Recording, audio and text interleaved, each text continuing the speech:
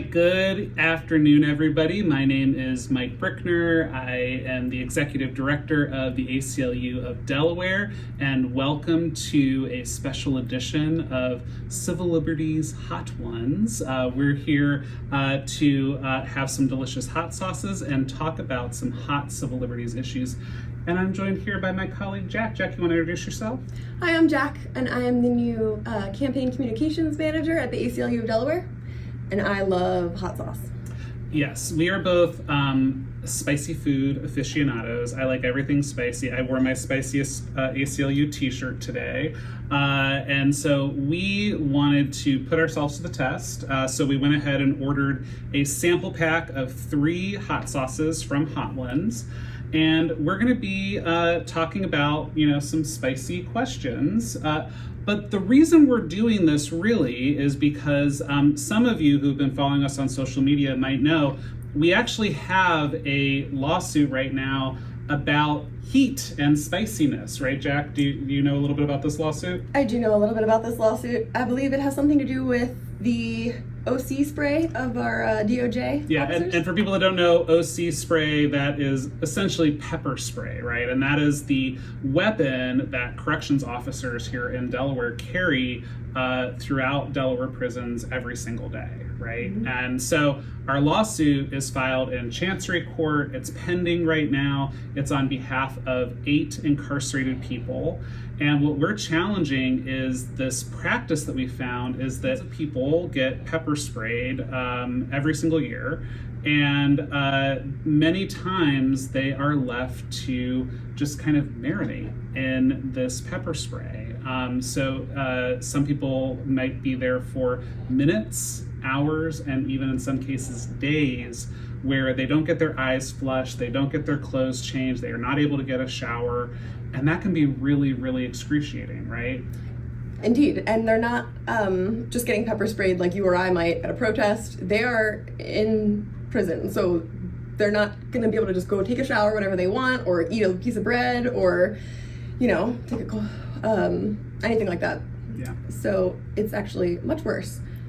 Yeah, so we're challenging this practice under Delaware State Constitution. We have a ban on cruel punishment, and we tend to think that if you're pepper sprayed and not able to decontaminate, that's pretty darn cruel. And so we want to test out some of these hot sauces to see how they compare with the pepper spray and how Jack and I are able to take some of the heat compared to what people might be experiencing in Delaware prisons. Now, I will tell you, we're only going to be ingesting these hot sauces. We are not going to be rubbing them in our eyes, right? That would be a little bit too intense for me. So it's not going to be a one-to-one comparison, but we are going to test out how is our reaction having these hot sauces, and just keep that in mind for what folks in Delaware prisons might be experiencing every day. And just to kind of give you a baseline, we're going to go through, the way that you measure heat for hot sauces is the Scoville heat units. So we'll be talking a little bit about that. But just to give you a sense, so if you're talking about Scoville units, your basic bell peppers, those are a 0, right? So if you like your food mild, have a nice green bell pepper and that'll be delicious, but you won't get any spice with it.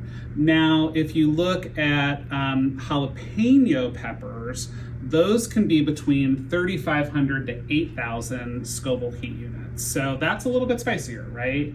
If you're looking at a cayenne pepper, that's 30 to 50,000. A habanero chili pepper, which is the spiciest one, that's 200 to 350,000 Scoville heat units. Do you know how many Scoville heat units are in the pepper spray that folks use in Delaware State prisons? If I had to hazard a guess, I would say 2 million Scoville heat units. It's almost like you work at the ACLU and know the answer to that, because the answer is 2 million. And, the important thing there is think about, so if a habanero is around 200,000 to 350,000 and you're getting 2 million, that's like the force of 10 habanero peppers into your eyes or into your mouth if you're getting pepper sprayed. And the 2 million is like right at the level where next sort of bear spray enters in. So bear spray typically ranges from 2 million to 4 million Scoville heat units. So this is some pretty serious heat that folks who are incarcerated in Delaware prisons are getting every single day. Yes, just because it's less than lethal does not mean it is easy or comfortable. Yeah. And again, like this is such an important issue because we really believe every single person here in the state of Delaware deserves to be treated with humanity and compassion. And that includes people who are incarcerated. And it is just wrong to pepper spray somebody and leave them for minutes, hours, and days where they're not even getting contaminated and they're in terrible pain. So without further ado, Jack, your first question is, what's the hottest food you've ever eaten? So take your shot and give me an answer. Cheers. All right, I definitely saw like a little bit of a shiver there. So was it how It's was just very it? salty. Just salty, okay. Just a lot of sauce. I'm good. Hottest food. Oh, I've been eating hot food for my whole life. My dad makes these pickles. He pickles them with jalapenos and habaneros, and have those sit in the fridge for a while, and they're pretty damn hot. I don't know if it's the hottest thing I've ever eaten in my life, but it is up there. Yeah, and you were telling me too, like you are a huge spicy food fan, so you just like are eating hot food all the time. Yeah, I like never have taste buds. It's fine. Okay, so when we get to the really serious spicy sauces, you're gonna be just fine. Yeah, you can't burn them off if you don't have them. So. All right. So, all right, Mike. Lay it on me. When and where geographically did you get the worst sunburn of your life? All right, so cheers on this. Oh, that's good. Yeah, it's got a nice like salty, vinegary, pickly taste. I love that. So it does have a little bit after. See, I'm gonna struggle more than Jack is. I can already guarantee you. So we are from the same pale tribe, right, Jack? So I burn all the time. Worst sunburn I've ever had in my life. We took a trip to Ecuador a few years ago, and we were in Papayactas, which is like up in the mountains, and it's a big hot springs. And it's really cool there because you're up in the mountains. So I was like, it's not bad. And it was like overcast with clouds and stuff. So I was like, it's not a bad day. So I go out into the hot springs, and I'm like there in my swimsuit, and I didn't put on any sunscreen, and I didn't like feel anything because there wasn't hardly any sun. And I was like, this is fine. So I get back into my room, and suddenly like the blisters start, and no. I had like fully like 3rd-degree burns, and this lasted for like the rest of my vacation, where like I was having to like put on like tons of, lotion and take all sorts of pain medication. And when we were going through like passport control to get back in the United States, my legs were so burnt that if I stopped moving, I had like horrible pain in my legs. But it took like several weeks for it to fully heal, and it was really miserable. So I have been a big believer. I was always pretty good about sunscreen, but I'm like, I won't even go out in like a blizzard without sunscreen on. No, I use that baby sunscreens, SPF 70. Listen, if it's not 100, it doesn't even work for me. Like, no. don't even bother with it. So yeah, you ready for sauce number 2? I'm ready. All right, so sauce number 2 is the Tropical Amarillo sauce. This is rated a heat level of 6 out of 10 by Hot Ones. In terms of these Scoville heat units, it is 69,000. So remember earlier I said if you were thinking of like a cayenne pepper, That was 30,000. Oh, I poured way too much. Don't feel like you have to eat all that. I was He's getting pouring it like it's a I'm just gonna give myself Grey 2 Goose drops over here. Nah. Well, you know, you're the person with the taste buds of steel here, so you know. There, I was a little bit nicer myself. Don't feel like you have to I won't. ingest all of that. Okay, good. But. So this is 69,000. So this is like an extremely hot cayenne pepper, or you know, maybe like two mild cayenne peppers put together, that kind of heat. So pretty hot, right? Are you nervous yet? No. You'd only be nervous if you have to drink that entire thing. That's a lot. That is a lot. Only do like half. I'll do my best. Only do half. Okay. Only do half. Question number 2 for you. Ready? I'm ready. So, what's your hottest civil liberties take? And Yikes. You got to take the shot. That's a good question.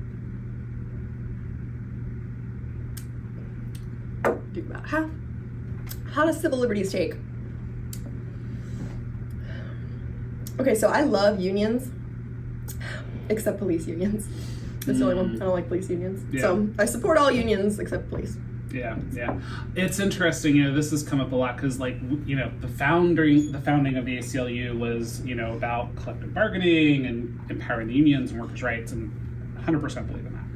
But it has come up as, like, police unions oftentimes are one of the biggest obstacles to getting police reform through. And so there's been a lot of work, I think, even in just the last 5 or 6 years at the ACLU, of saying, like, we have to take a more critical look at these police unions. Like, yes, we want them to collectively bargain for, you know, good workplace conditions and all that kind of stuff, but boy, we don't want them to stop things like the release of body-worn camera footage, yes, or not having accountability boards or things like that. And unfortunately, that's what a lot of police unions are doing around the country. So, all right, well, good. That was a good hot take. I like that one. Yeah, I didn't realize you were gonna like that one, but I'm glad you did. Okay, Mike. Question 2: have you ever been pepper sprayed, or do you know someone who was pepper sprayed? Okay. All right. So here we go.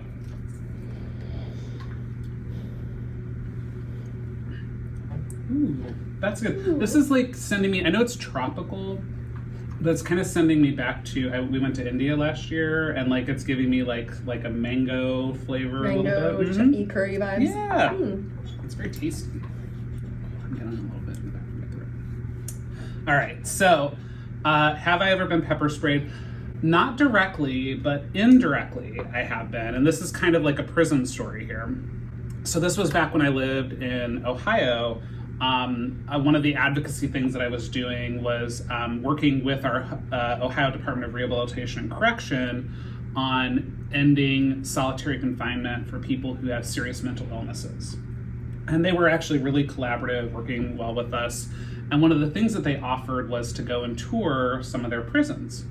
So I got the opportunity to go to the super maximum security prison in Youngstown, which super maximum is exactly what it sounds like. It's like maximum security, but then like a step higher. There are only 35 of them throughout the country. So they're very tight security.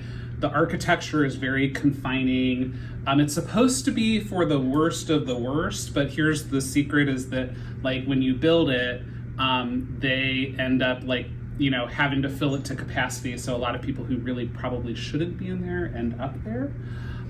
So I was taking a tour. It's a problem with all the prisons, the prison industrial complex. But that's my civil liberties hot take. So we took a tour through the Supermax facility, and as we were starting, like the people who were giving us a tour got a thing on their radio, and they were like, "Ooh, it's a little bit smoky, and you need to take them out."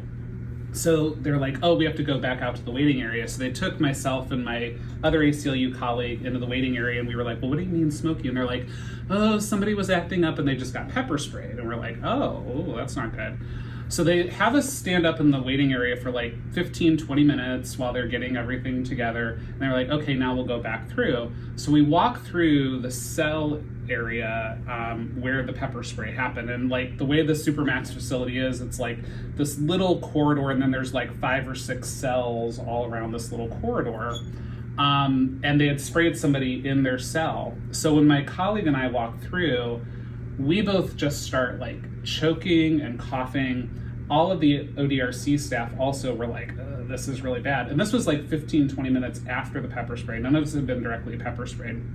I have asthma. The whole rest of the day, I was like coughing and hacking a little bit because the pepper spray was so hard. So like, I've never been directly pepper sprayed, but if I was, I would probably have some like serious problems. Yeah, that's awful. I have heard if you've been pepper sprayed, be careful when you get in the shower because the steam will do the similarly.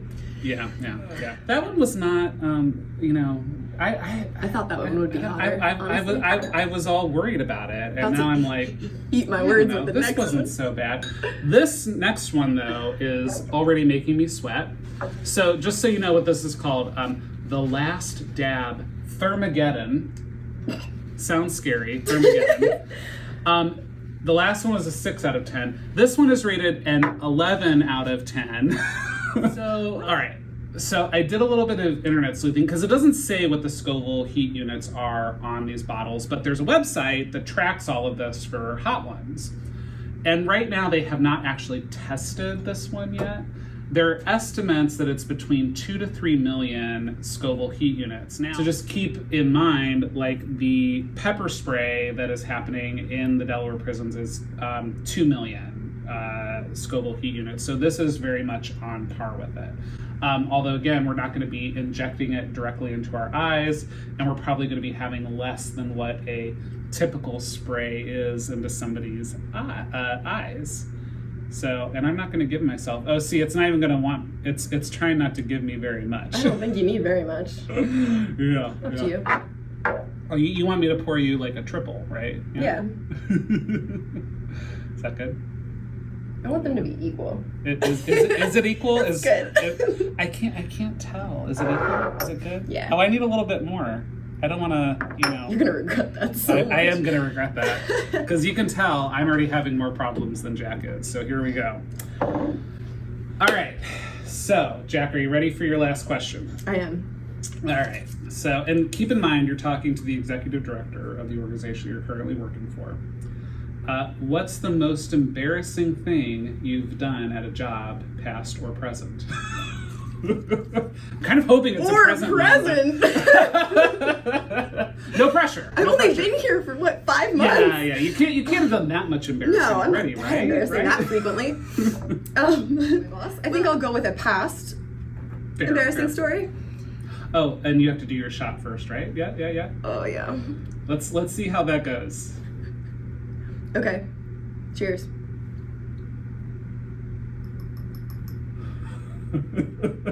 It's going to go very slow, yes.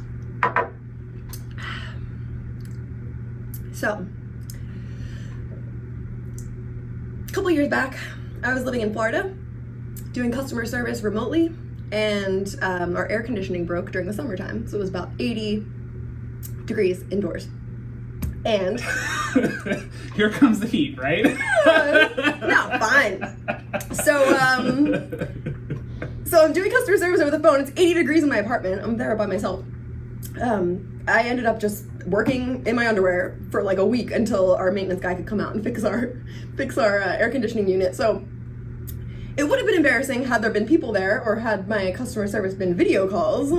But still, did feel quite silly.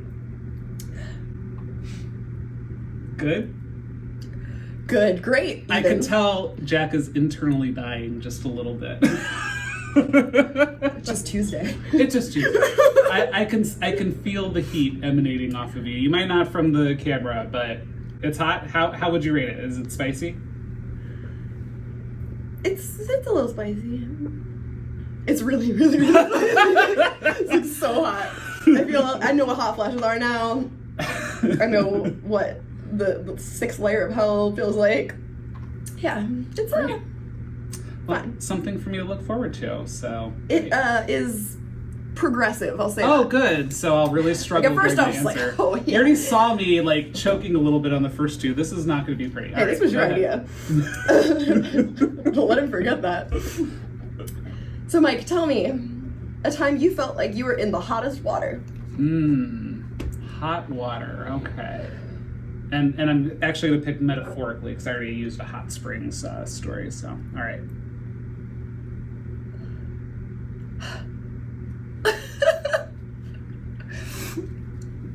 Oh yeah, that's death. That is horrible. Just wait. It's worse now than it was when I started. Oh yeah, I can feel it like coating my entire mouth and now going down into. Oh yeah, I know exactly where it is in my body. Stomach. It is like a super hot leaden balloon going into my body, and now I can feel it in every single part of my throat and my mouth and my stomach. Okay, so this is great. I can't imagine something this hot going into my eyes. I would probably die. Okay. So hottest water. Lungs. I think it's in my lungs. Is that possible? It's possible. Oh my gosh, yes, it is getting progressively worse. I think my tongue might be going numb here. All right. So hottest water. Oh, I've got the hiccups now. This is also a professional story for me. So this was maybe back in 2009. So it was after Obama got elected, and it was like the rise of the Tea Party. Yeah. And there was this big like anti-immigrant fervor. And we had a newly elected sheriff near Cincinnati. He was awful. He's still there, Sheriff Richard Jones in Butler County. You should look him up. He put up a sign outside of the Butler County Jail saying, "Illegals, go here." And then he put up like billboards all throughout the county with like a picture of him with his hand on a gun holster saying like, "Illegals, I'm coming for you." So it's a terrible person. And there was all this anti-immigrant fervor. So we decided, let's do a program in his county, because we had a lot of supporters in his county too, about immigration. And there was a really big immigrant community in Hamilton, Ohio, especially from Mexico and Guatemala, who had like built up the town. My mouth is like radiating. I'm not crying, you're awful. crying. It's awful.